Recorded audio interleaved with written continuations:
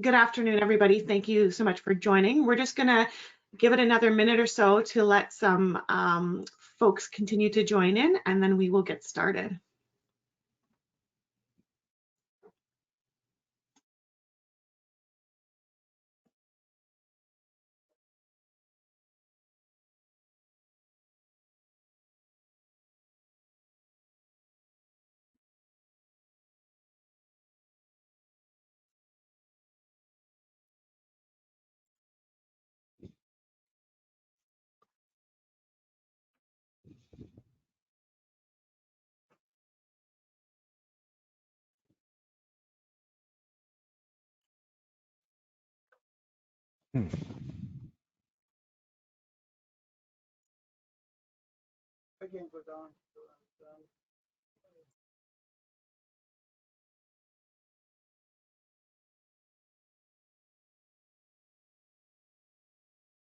All right, let's get started. Good afternoon. Thank you guys so much for taking some time today to join us for our webinar on making the shift to eProcurement, Milwaukee Public Schools story.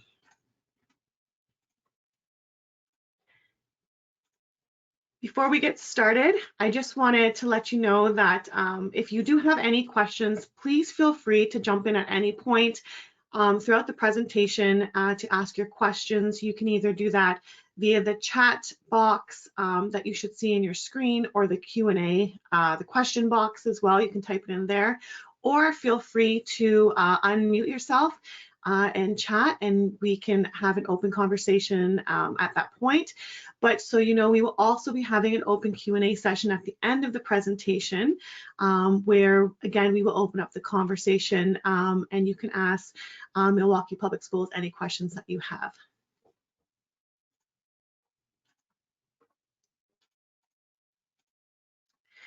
So today I'm so excited. We are going to be hearing all about Milwaukee Public Schools' journey to eProcurement.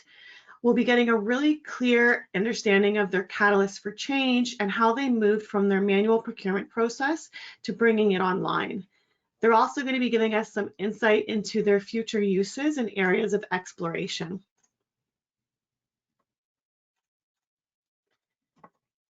My name is Angela Kressler, and I am going to be your moderator today. I am one of the senior marketing managers here at Bonfire, and from Milwaukee Public Schools, we've got Wes Albinger joining us, who is the Procurement Coordinator. Wes is an experienced professional with many years of senior leadership in a nonprofit and within the public sector, and he has a very strong emphasis on contracted public benefit programs. Before we jump in, I just wanted to give a quick high-level overview for those who are unfamiliar with Bonfire of who we are. So at Bonfire, our goal is to help procurement teams and their stakeholders come together and make smarter purchasing decisions in less time. Originally, we launched to make bid and RFP evaluations more efficient, compliant, and user-friendly, but today we actually do much more than that. Bonfire empowers procurement teams to build better relationships with features that are purpose-built to foster stakeholder engagement and teamwork. On top of that, we are the only strategic sourcing software that allows clients to leverage industry insights, benchmarks, and data analysis to make proactive and informed decisions. So with Bonfire, we're really focused on doing more than just bringing procurement online. We're really focused on helping elevate procurement teams from being just administrators to becoming strategic partners within their organization.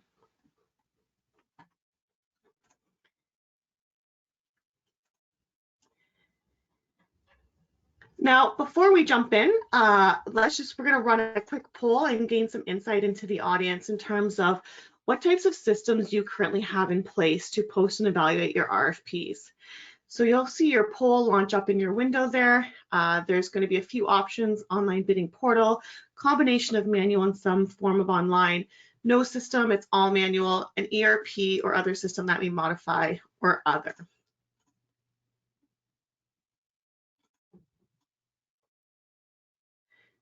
So we'll just give a minute for the poll there to launch. Perfect. See some of those responses coming in. All right, we'll give it another minute and we'll close the polls. All right.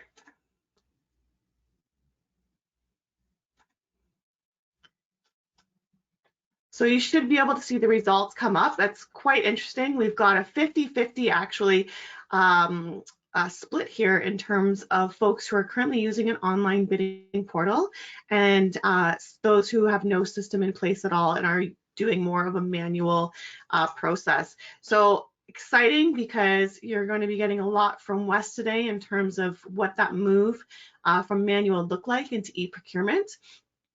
And gain some understanding in terms of how Bonfire works with regards to being an online bidding portal.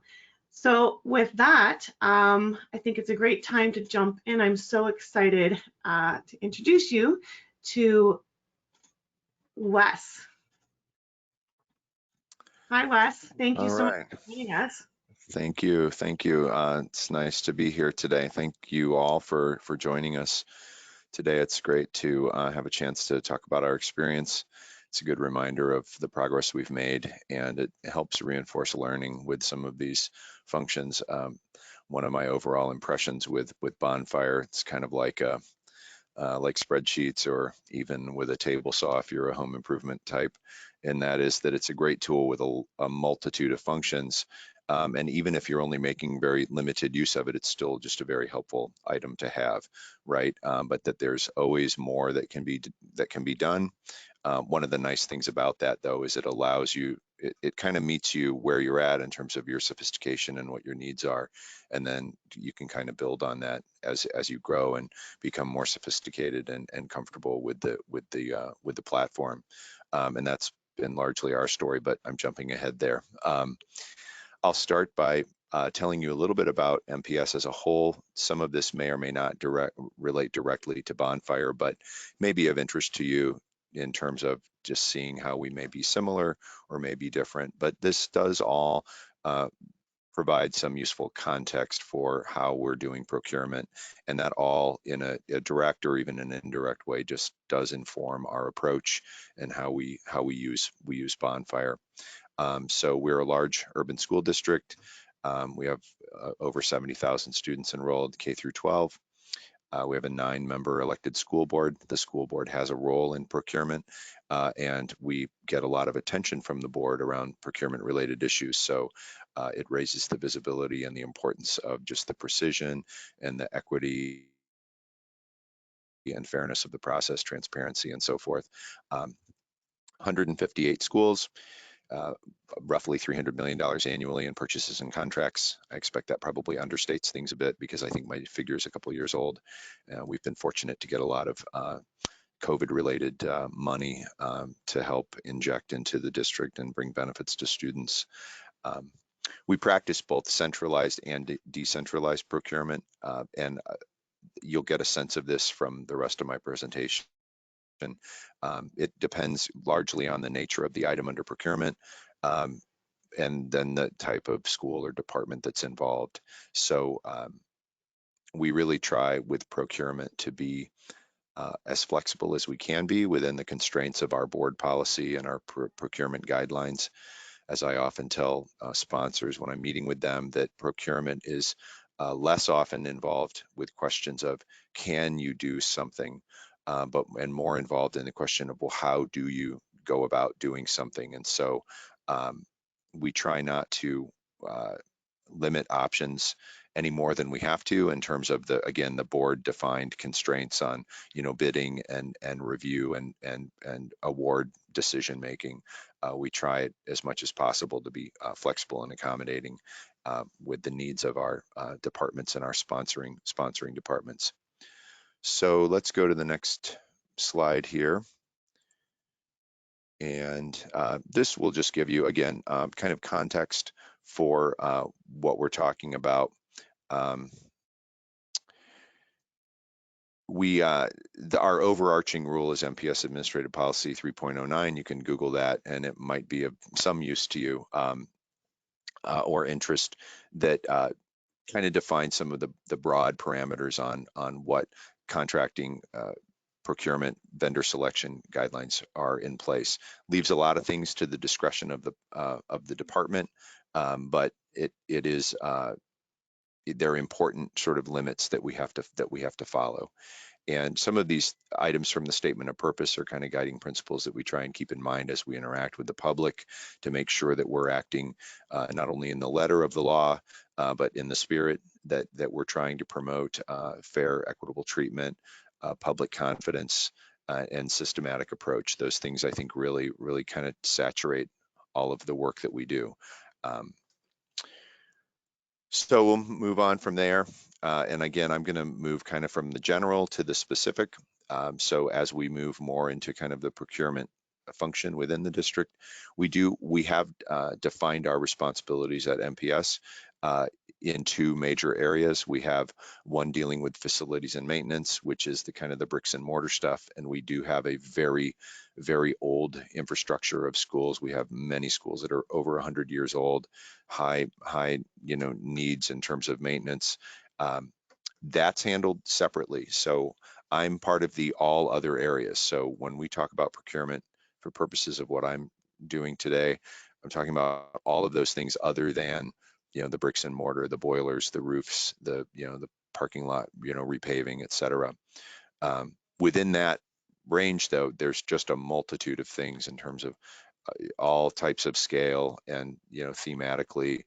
We routinely will have vendor outreach sessions, and I'll hear from 30 different vendors who do 30 different things, and I usually am able to tell them, at one time or another, we've engaged this service for the district. So it's an interesting and colorful variety of things that we get involved in. So within procurement, we have an 8-person department. There are 4 people in my position, kind of a peer position, with responsibility for that includes bonfire use. We're each assigned to specific schools and departments. So that's how we've allocated our work. So we don't, we somewhat specialize by the type of the item under procurement, because obviously for example, I'm assigned to technology. I deal with technology related procurements. We're never really the subject matter expert, not never, but we're rarely the subject matter expert of the item under procurement. But by being assigned to a specific area, you do begin to develop some, subject matter expertise. Although the district better hope that I'm never responsible for technology, technical knowledge on technology. I mean, we really do rely heavily on each other and the expertise that we bring to the process. So communication and that shared expertise is really very important. We have some different approaches according to the item under procurement, goods and services, just the basic distinction between that is when we're purchasing goods only, we're talking about bids and a strictly price determined award, and we use purchase orders for that. So it's fairly straightforward and somewhat abbreviated, although it can be somewhat complex. And then we have goods and services, or services, which would include kind of a qualitative component where there's some type of service being provided, and that tends to be scored has a more complex scoring process, a rated scoring system, and we issue contracts for those. So those tend to be a little bit more involved and complex. The formality of our purchasing process has increasing complexity with the increase in dollars, as you might expect, and I'm sure that's what other people practice as well. The thresholds that we've defined for that are less than $5,000, which does not require competitive bidding, $5,000 to $49.99, which requires what we call competitive quotes. It's not a formal public bidding process, but it's more a matter of the sponsoring department pursuing bids based on a fairly abbreviated scope of services and collecting bids from vendors in the area. The higher threshold, the things in excess of $49,000, are the ones that we use Bonfire for, and those are the public RFPs, public RFBs, and they are much more involved. So the our limitations are that we must competitively bid a minimum of every 3 years. Contracts are typically for 1 year renewable on based on performance metrics. We will sometimes waive the 3-year limit if we're able to lock in a good rate, or if there's some type of some rigid posture of the vendor that's being awarded, that we may make an exception to a contract for a longer period of time, but generally not. We can move to the next one. Okay, so again, I mentioned purchases over $49.99 have special considerations. In terms of Bonfire use, we're doing about 30 projects per year, although the more recent years probably been 40, and the first year was probably 20. So it looks like that's kind of going to have escalating use for us. The board has also defined other criteria and parameters and special considerations for awarding contracts and purchases. And so we do have special social goals that apply, some across the board, others depending on the item under procurement. Anything woven is subject to some apparel manufacturing attestations and verification steps. Disadvantaged business utilization is uniformly required for all purchases over $49,000.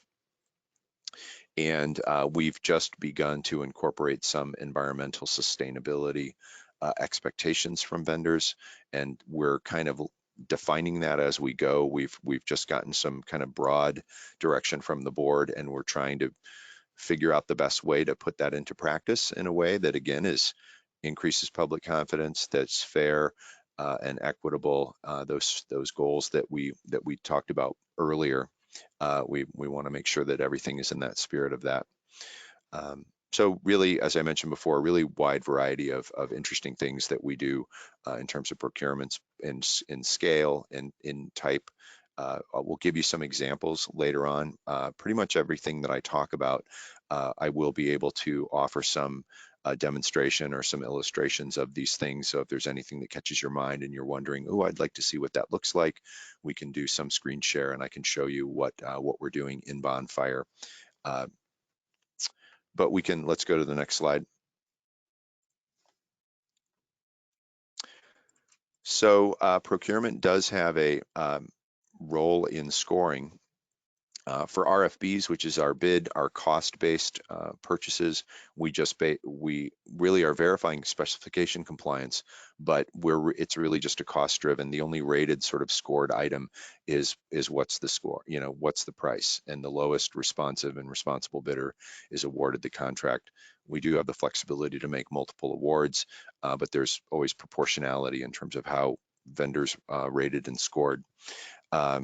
For RFPs, procurement, we score minimum qualifications, the pass-fail, the eligibility type things, and our contract compliance services, which does our disadvantaged business participation goals, we'll score them also on a pass-fail basis, and then only those vendors that satisfy the pass-fail thresholds are forwarded for full review by the review committee.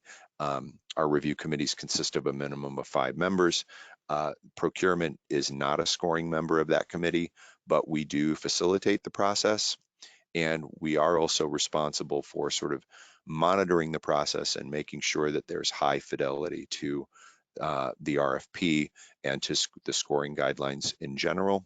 And so we are essentially signing off that we say that yes, we've observed fidelity to the process and that we've upheld the scoring metrics, and then we're essentially signing off on the findings of the evaluation committee. We don't use consensus scoring in the sense that we don't calculate a single score on that's collectively agreed upon by the entire review committee.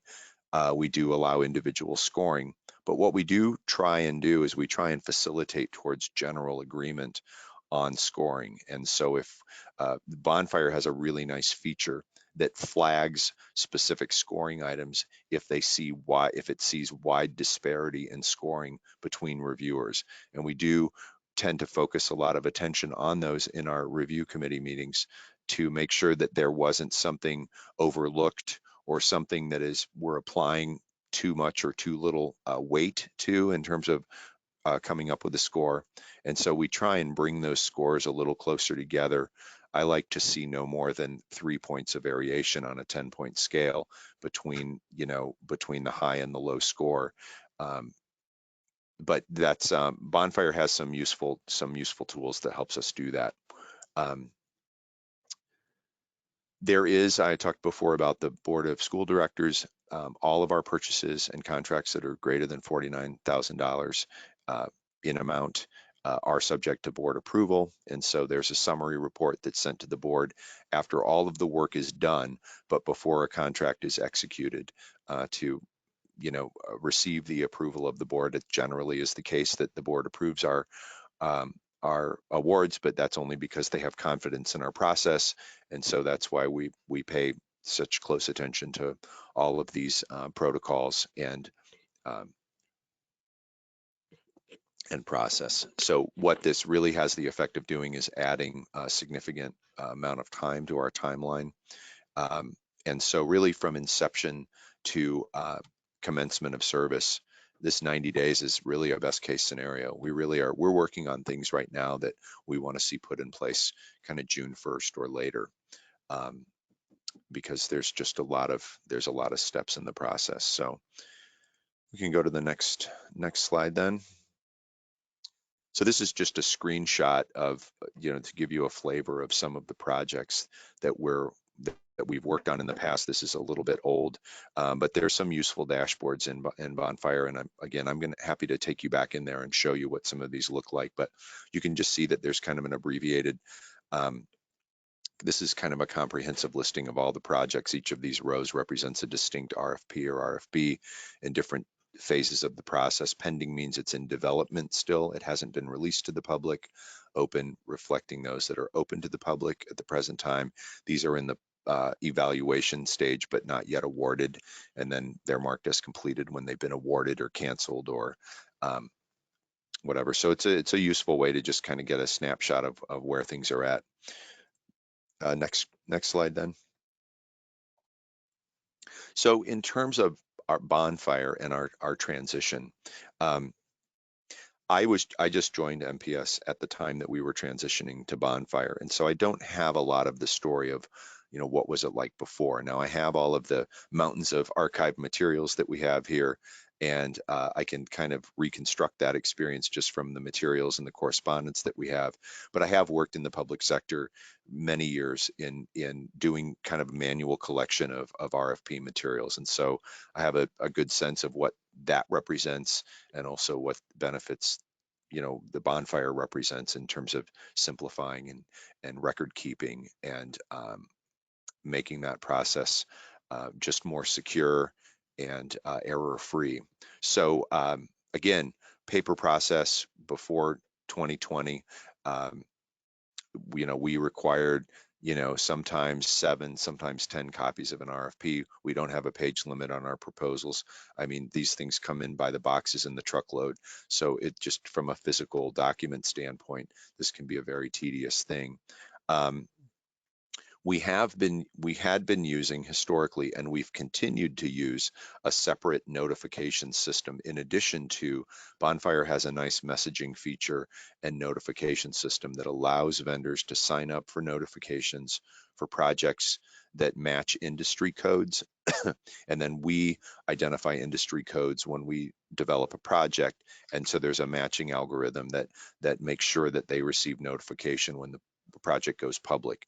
We've been very pleased with that system, and one of the benefits that it brought to us in particular is that I think it has a stronger national reach than our previous system.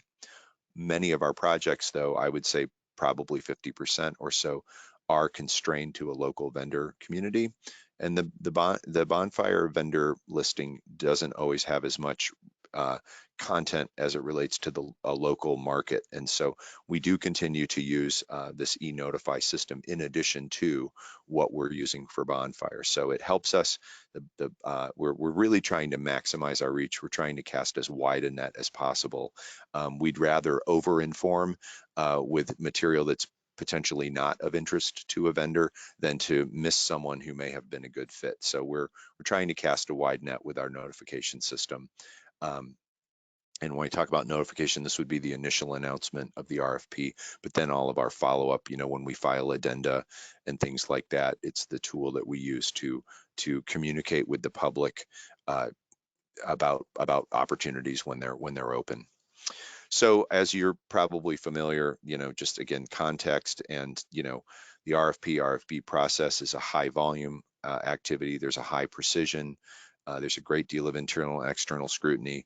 And, the paper-based system has a high potential for errors, a high potential for lost or misfiled documents, and also a great probability that you're going to need to produce those upon request through a Freedom of Information open records request or in response to an appeal by a vendor, things like that. And so Bonfire really helps ensure that we have an organized, comprehensive archive of materials that are easily accessible, and that really reduces the headache, the difficulty, the administrative effort, and the risks associated really with a paper system. So just other general parameters that we've put on our process. We tend to open projects for 3 weeks. That means out to the public. We have a QA deadline about halfway through, 2 to 3 weeks for review and scoring. And there's always multiple people involved. I mean, it would be rare that there are fewer than 7 or 8, really, 9 or 10 people involved in some fashion, all of whom have access to Bonfire, lots of moving parts and milestones in the project. And so Bonfire, really provides us with some useful tools, some dashboards of project schedules, auto reminders when things are coming up as being due, when individuals have or haven't followed through on requests, things like that. It really automates that, and it's really helpful to us. So one of the things that I think is worth mentioning and might be of interest to someone who's contemplating, this transition, it can be kind of an overwhelming thing to consider. Bonfire has been really good about letting us transition as a process rather than as an event. Yes, there was a date after which we no longer accepted paper proposals and after which we only accepted electronic proposals. But within that transition to electronic proposals, we've been able to go in a very kind of graduated incremental way. At first, we really were just using Bonfire as a file upload and transfer function, in the sense that all of the materials that we used to print out in hard copies are now available for download through Bonfire. And the way that they're being submitted is really the same way. It's just collecting and organizing and distributing the material in a more effective way for us. So even with that limited functionality, we got great value out of Bonfire for many of the reasons that I mentioned: keeping track of things, keeping things organized, enforcing deadlines. All of those things are possible, even making that very limited use of the tool. As we're getting sophistication and digesting and getting some expertise with Bonfire, we're making greater use of additional features that it has, which I'll talk about in a little bit. But I think the takeaway from this is that you can make as much or as little use of Bonfire as you need, but even in its very abbreviated form, it's still been very useful for us, and it gets us excited about tools and capabilities that it has that we're really not even making full use of yet. So I'm looking forward to learning and growing and making better use of that. So let's move ahead to the next slide then. So these are some of these newer functions that we're talking about. These aren't going to mean much to you, but templates, for example, allows us to create kind of a boilerplate of an RFP. You guys are probably using something like that, who are even using a paper system. You have the boilerplate detail, and then you drop in additional stuff. Well, the same can be done with all aspects of the RFP process. 75% of the DNA of most of our RFPs is going to repeat from one to the other. And so we're able to create templates that get us most of the way there, even right when we're getting started. And we have several of those. You can make lots of different templates. We have an RFP template, we have an RFB template, we have a special template for purchasing textbooks because there's a special criteria with that. We have special template for apparel purchases, which I mentioned earlier, have some additional conditions and requirements that are associated with that. So templates are great. Make good use of our time. They reduce the risk of any inadvertently omitted information on our part. It upholds that uniformity and consistency standard because we literally are using the same materials over and over again, and it's a real time saver. Some of these other things may not be as meaningful to you now, but multi-category decisions is just a newer functionality that we've adopted more recently, which allows us to break up multiple kind of projects within a project. So when you're in a situation where you may make the award in whole or in part, you may break it up in component parts.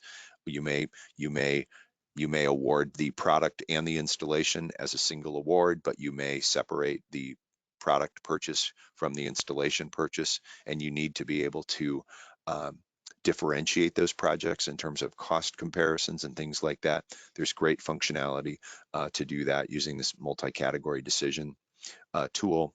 A questionnaire form, which is a better way to capture, in my experience, the narrative response, the main sort of substance of a vendor's response tends to be a kind of a narrative, a service narrative, a quality of approach, a description of approach.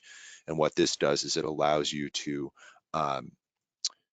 organize that material in a way that is more useful for reviewers, so that a reviewer isn't poring over some long rambling narrative, basically looking for a keyword to say, okay, did they address this item? Yes, here it is, I found it, et cetera, et cetera. The questionnaire form organizes responses in a way that's a little bit more user friendly, and I think it promotes fair scoring, reduces risks of overlooking material.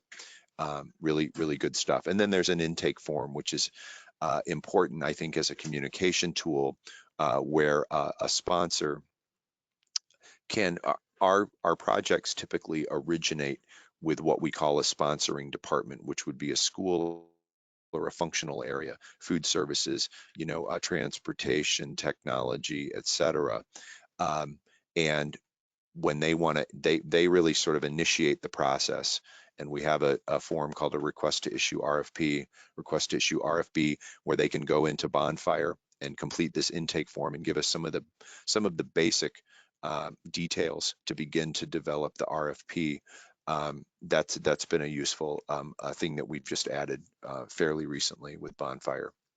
Some of the other, again, things that we are and aren't making use of, and I don't think that necessarily reflects poorly on Bonfire. I think the point is that Bonfire has the flexibility to adapt to your procurement process rather than making your procurement process adapt to Bonfire. So not all of these things are things that we do necessarily, but they may be things that you make use of. So for example, around internal discussions, there's a messaging feature within Bonfire that allows you to communicate with different parties, whether it's the vendor community, whether it's different, and you can organize these by groups in terms of need to know. We tend to still use email communication for communication internally around projects. It's just a little bit more familiar and expedient to everyone, especially for those who don't use Bonfire regularly. But there is a messaging feature within Bonfire that we may make greater use of in the future and that you should be aware of. We do get good feedback on our reviewers' ease of use of Bonfire. We just don't have a lot of people having difficulty with it. And to the extent that we do, I might get a call that says, hey, I'm looking for this document and I'm not seeing it. And then I discover that I didn't correctly, I didn't create the correct path for that document to go to that person. And so, really ease of use, navigation, things like that has been we've gotten good feedback on. We're really trying, overall our goal, our review committees, our sponsoring departments, they have subject matter expertise in the item under procurement, and we want to make the best use of their time so that they're not tied up or scratching their head over navigation of Bonfire or figuring out, legal requirements, things like that, authorizations to file, et cetera, we give them a narrow area of responsibility and try and make their navigation of that as easy as possible. And I think we've accomplished that. I'm just looking. I would have to say that Brandon, in particular, our support person at Bonfire, has just been exceptional. I really can't think of a time where it's taken him more than a day to respond to a question. And when he does, it's very thorough. It's a customized response. He typically does add sort of additional reference materials such as tutorial videos, things like that, but we get screenshots on stuff, telephone calls, very helpful, really walks us through stuff, very timely, but it hasn't really been necessary to go to him too much. Now between the start and conclusion of a project, I may consult him one time, but it's always been helpful. There's a really good help function within to do kind of a self-directed search. If you have a question about something within Bonfire, you can query, do search terms and things like that. And I found that it's pretty well organized and pretty relevant to what it is that I'm trying to do. So most of the time I've been able to find my own answers that way. Okay, let's go to the next. Okay, thank you. So again, just some of the benefits of working with Bonfire. It's harder to omit required information from Bonfire, which is great because we really don't like rejecting non-conforming proposals just because of some type of error or oversight. But for that sake of fairness and transparency and equal sort of application of the rules, we have to do that. So Bonfire is set up in such a way that you can't really omit or overlook a response. It won't let you go further. And so I think that really reduces the risk of non-conforming proposals. It's been very helpful to us. We all have access to the same materials, so we're able to kind of shadow and observe what one another do. It's helpful for coverage for staff absences, but it also brings, I think, a uniformity to how we go about doing things. And the result of all this really has been, the effect of improving quality and reducing effort. So it's been a time saver, and at the same time, we're basically able to do more work, but also do it more effectively. And in my experience, you can either get more work, or you can get it more accurate. But you could pick one, but not the other, right? But this has really allowed us to kind of accomplish both of those things. So. Trying to think, again, as I mentioned before, we do see and we're aware that Bonfire has some functionality that we're not making use of, and we're excited and curious about it. I think we're going to be able to do that in a way that, again, improves the quality of our decisions, our award recommendations. It eases the use by our review committees, and these are some of the things that we're looking at here. So I do expect things to look different. If I'm lucky enough to speak to you in another year, I'll probably have some more things to share with you. But for now, I think that's pretty much what I have for you. So thank you. I would love to hear any questions or any points of comparison in terms of what you've done and what works well for you. We get any questions? Thank you so much, Wes. We're about to open up. Yes, we've had questions popping up, which has been amazing. We're about to open up the question period.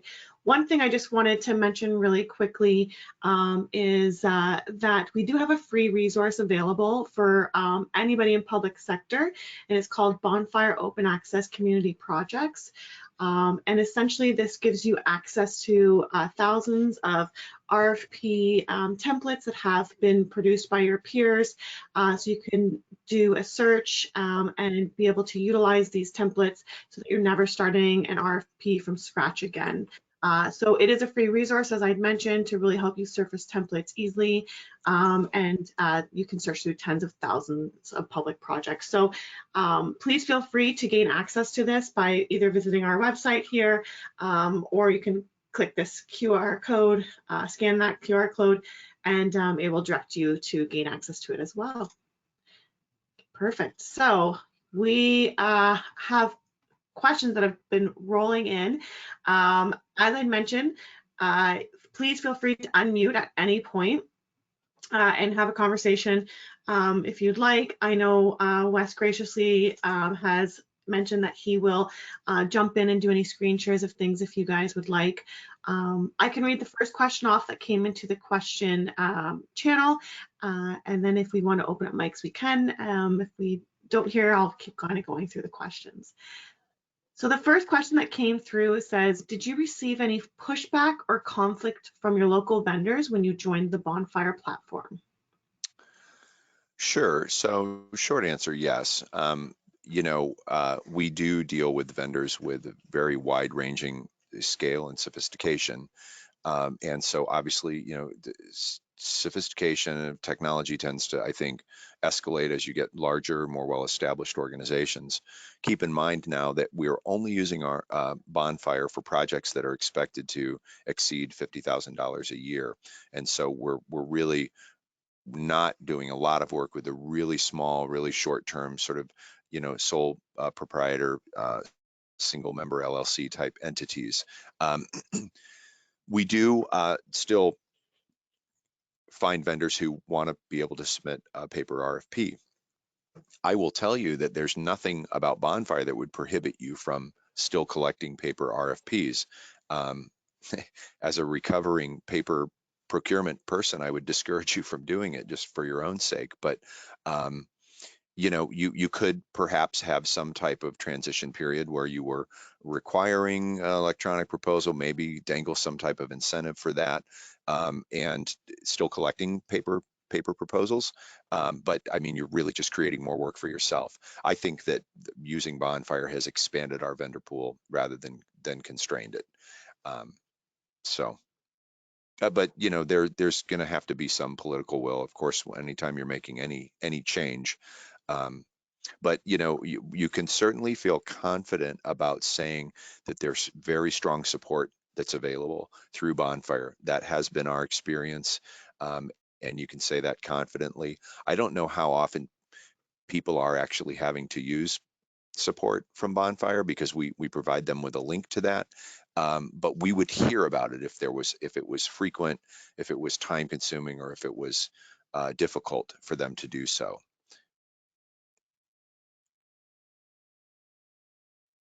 Thank you. And again, if anybody wants to unmute, they can do that now and ask their questions.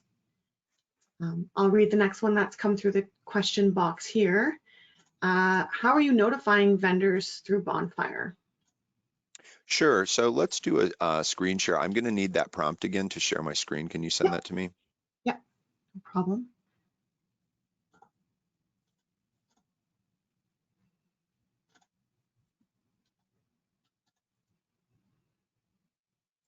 All right. Should have sharing capabilities. And let me know when you see something. Yes, we see a football player. Okay, let me drag this over here then. You see some Bonfire there? Yes, we do. Perfect. All right. So I'm going to show you, the question was about communication, invitations. Am I remembering that correctly? Yes, how you notify vendors. Okay, so I'm going to go into one project that's pending here. Oh, I've already sent invitations out to that. I'm going to show you this one that's in development. So I'm going into the project here, and down here there's a menu. There's a menu across the top. We spend most of our time in projects, and then there's a menu along the left-hand side here. I'm going to go down here to vendor invites. And so this is something for our technology. It's installation of low voltage and fiber cabling. And what we do when we build the project is we identify these industry codes that we think are most closely associated with the project. And I'll hover over it here and you can see wiring installation contractors. We got a good fit here.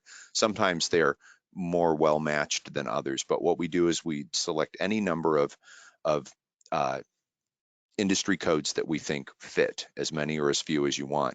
When you go here to invite vendors, what you're going to be able to do then is you're going to be able to activate the search function for all the vendors who have signed up with Bonfire and have identified one of those industry classifications. So when I click invite vendors here, it's going to search, and then I'm going to click add. None of this, I can undo this. And it says here that they've found 265 vendors, okay, and then they're listed here. So when I send out my announcement, I can drop a message in here and click invite. Now, once they've been invited, I'm going to go back and I'll show you what that looks like.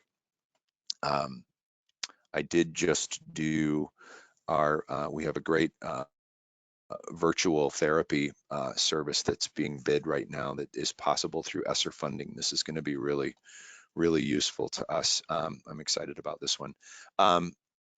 So I'm going to go to the vendor invites. Now, these invitations have already gone out, okay?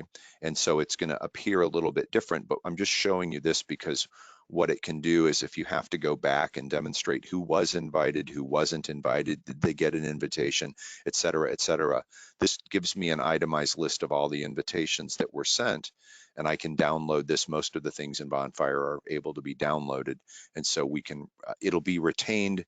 This record will be retained in Bonfire, but if you need to export it for the sake of internal communication, something like that, you can always download and use that information. So just a thought on the invitation process there. Perfect. Thank you, Wes. Another question that has come in, how are you managing your social goals? Do you use Bonfire to manage meeting those goals? Sure. So somewhat.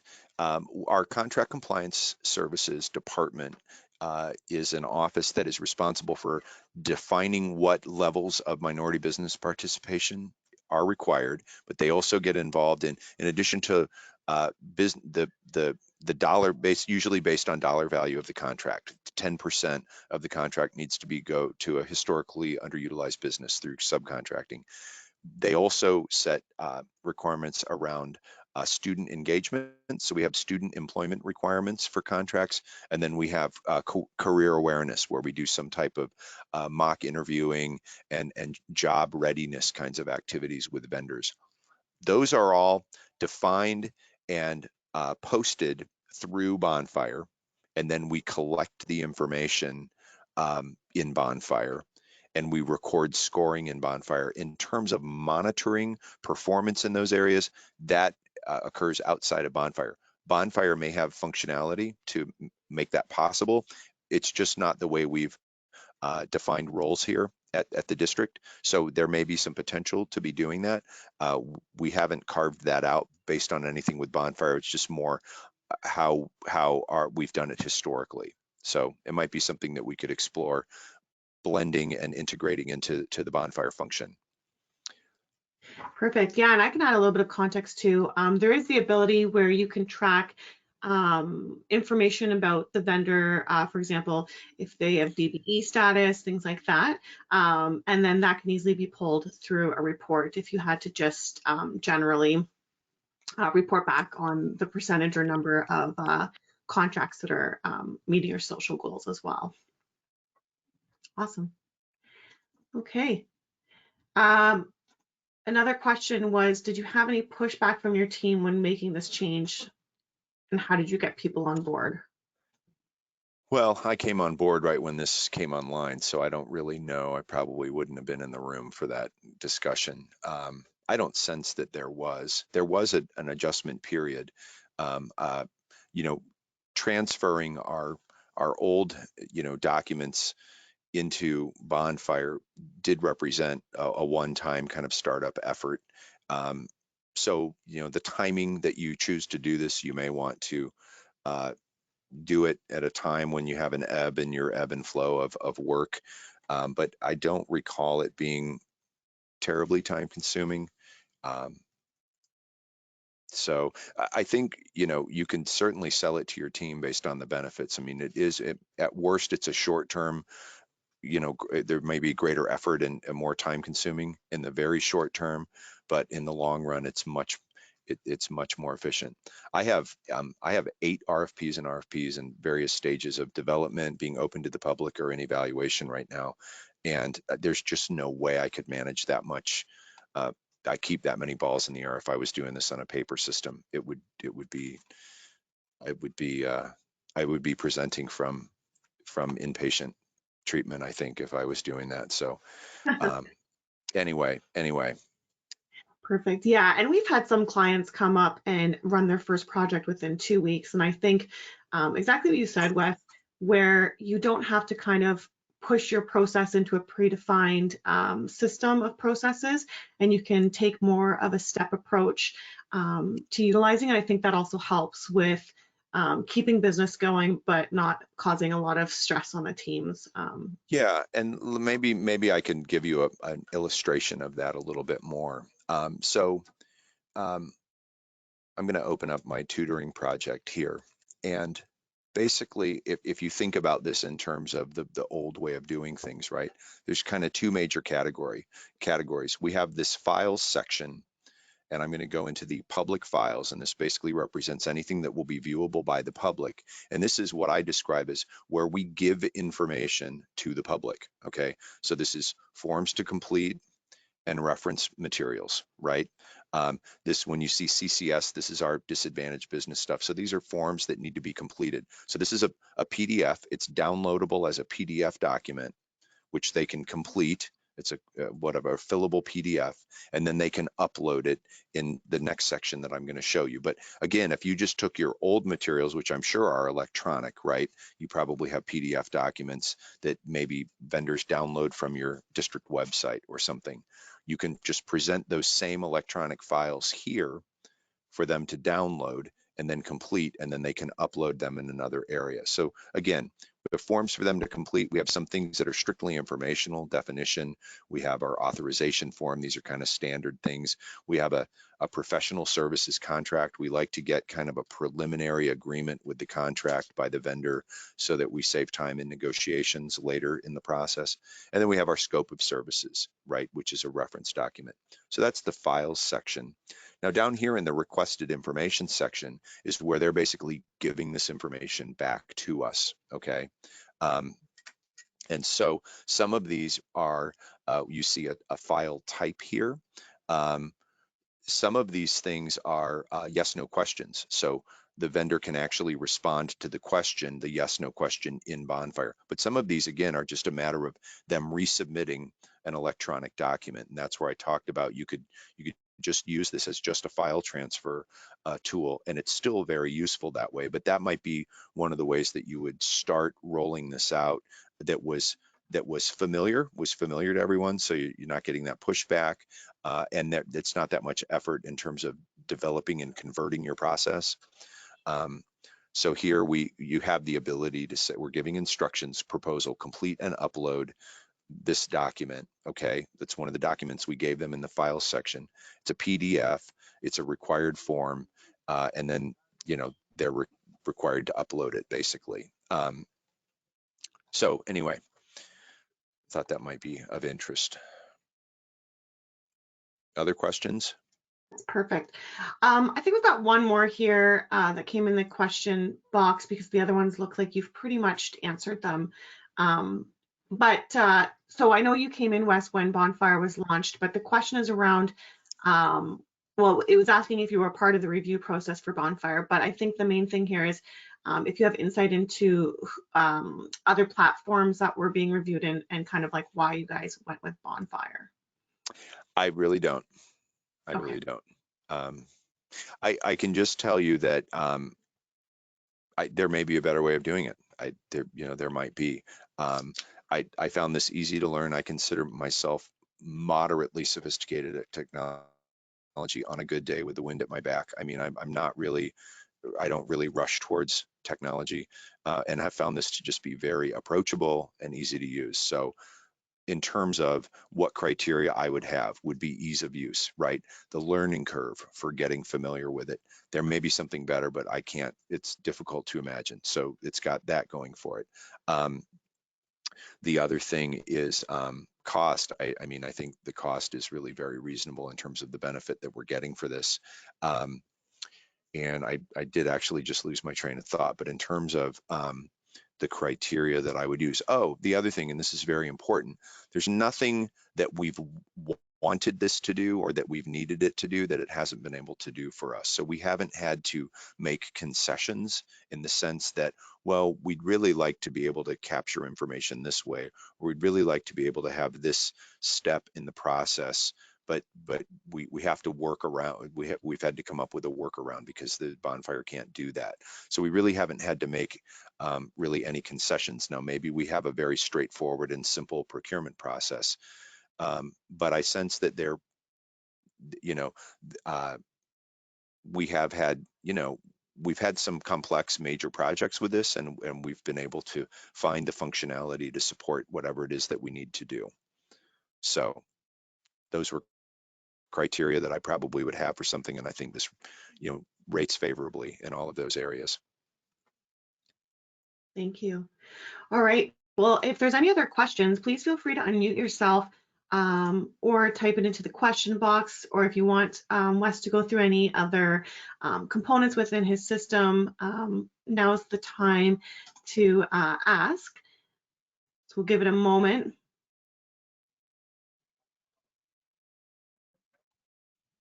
Okay, I'm not seeing any unmutes. So maybe what I'll do is I'm just going to quickly put up Wes's contact information again. So give me one moment here.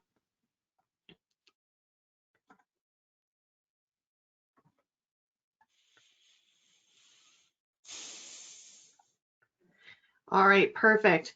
So thank you everybody for joining us today. Thank you, Wes, for taking time to share your story and dive into your system. We greatly appreciate it.